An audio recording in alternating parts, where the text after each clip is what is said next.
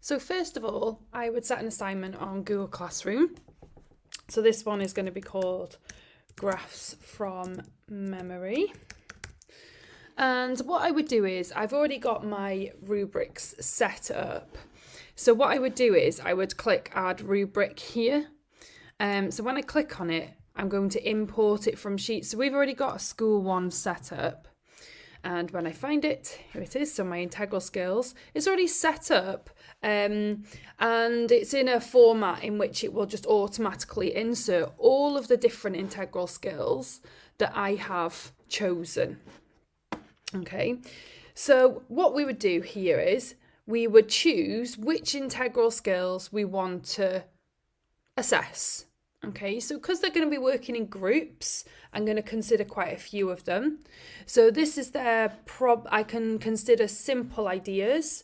So I don't think that one's going to be necessary. So what I would do is I would click the 3 dots over here and I would delete that criterion. Okay, so time management, I think that one's going to be important. Looking at what I've produced, planning and organising, I think is important. They won't need this one. So this is their creativity, so we won't need that one. This is the luxury of having it all together, so you can select which integral skills you want to use. So leadership, yes. Listening to each other, yes. Giving each other feedback, yes, because I'm going to add that into my lessons. Cooperation, yes. Perseverance, yes. Focusing, yes. Embracing challenge, yes. Daring to be different, they don't need to be different in this one. And tolerating uncertainty, so if I change the criteria, yeah, I'm going to keep that one in there. And what I can decide is if I'm going to actually give it a score. I'm not going to this time, so I'm going to turn that off.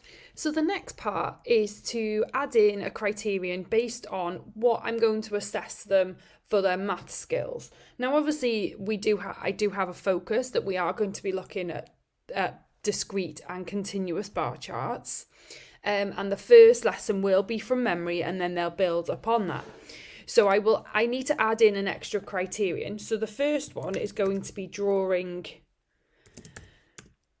bar charts. Okay, so what I would do in here, I would put in my levels, so beginning. And the description on this one is literally, I can duplicate a discrete bar chart. So that is if they've successfully completed the first lesson, that they've duplicated the bar chart that I gave them. Okay, my second one, so they're going to be developing.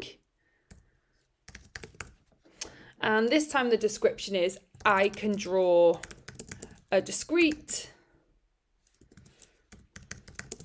bar chart from a set of data.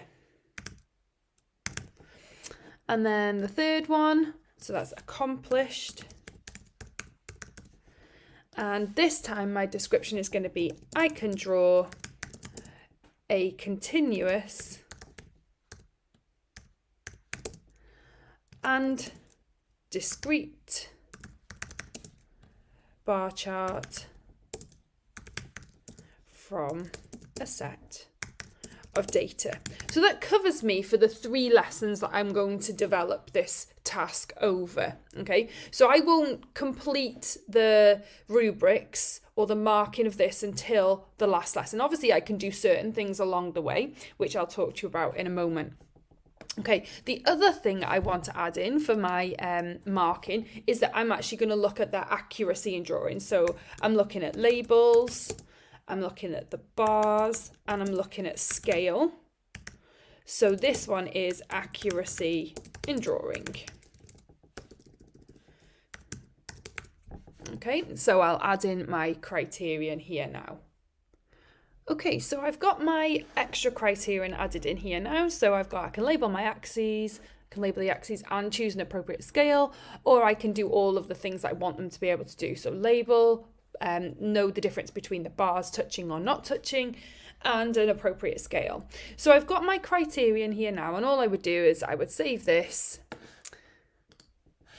and then I would just assign it. So I would probably add a few more things in, obviously, but I'm not going to show you that now. So I want to show you what it looks like when you come to mark it. So I would click assign, and then if I show you on here now, if I view assignment, so here it's, and what the pupils will see is this, okay? So what they will see is they will be able to see what the success criteria is. And obviously this is something that you could discuss with them. This isn't something that you have to do on your own, and they could decide what they want you to assess them on. Okay, and I would go through this with the class and say that these are the areas that I'm going to be looking at.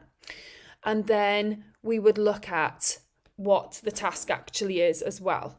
So what I can do is when I'm marking this, so in the first lesson, what I will be doing is I will be going around and I will be clicking on which of these integral skills that they're meeting and where they're at during that first lesson. I'm not going to do the last ones because that's going to be my overall, their math skills over the 3 lessons. But what I can do is, so if I click on a student, so let's click on this one. So I can go through here and I can select that they are at these points. And what they can do is, so I can see them all here if I open them all up by clicking this one. So I know, so I can see so far that they finished their work on time in that lesson. They did complete the task, but they needed my help, for example. They followed the plan. They communicated well.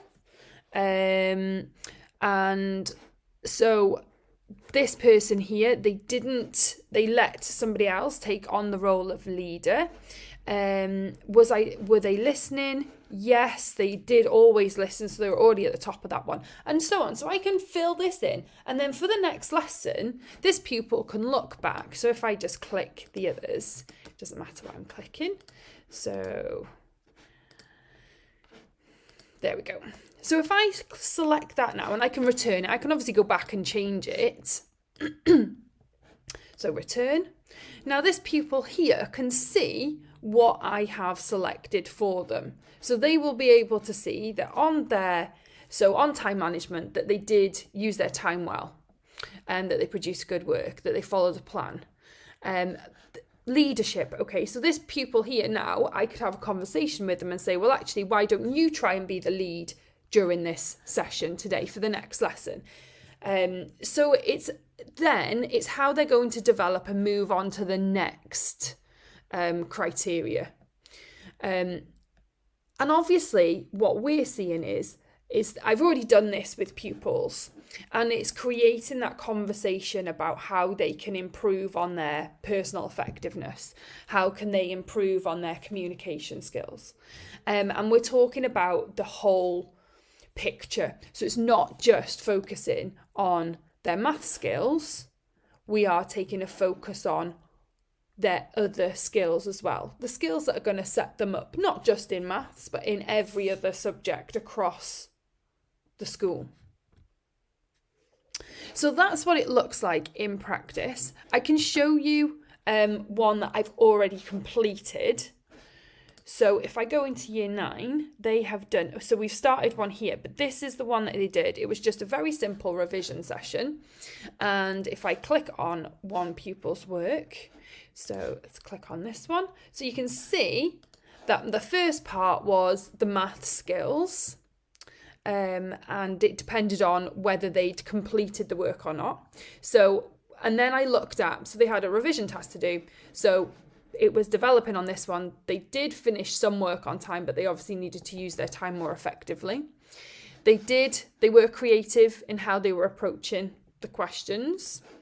They completed some work. They did manage to contribute to the group, and so on. So I've already used this, and this is the feedback they get. And what we did then was we had a discussion in class on how they can improve, and we looked at it in a feedback sense. So how are they going to move on to the next criterion?